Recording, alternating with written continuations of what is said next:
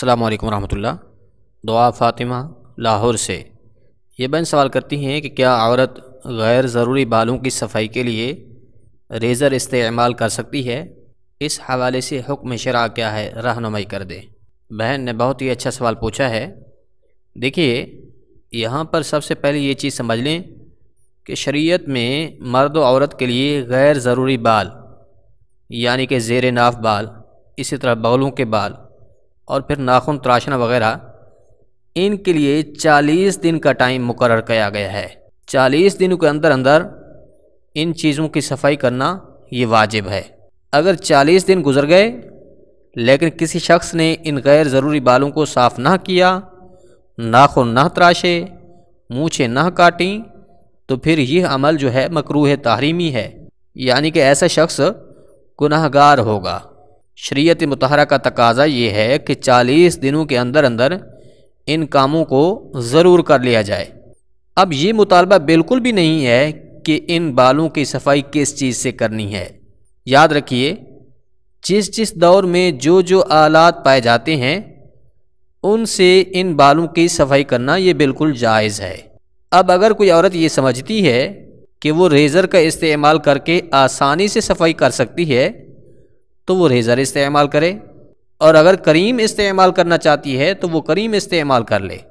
اس حوالے سے خواتین میں جو یہ بات مشہور ہے کہ جو عورت ریزر اور بلیڈ وغیرہ یعنی کہ اگر کوئی دھات وغیرہ سے بنی ہوئی چیز کا استعمال کرے گی تو اس سے اس عورت کا جنازہ بھاری ہو جائے گا، یہ ایک بہت بڑی کم عقلی اور نادانی والی بات ہے۔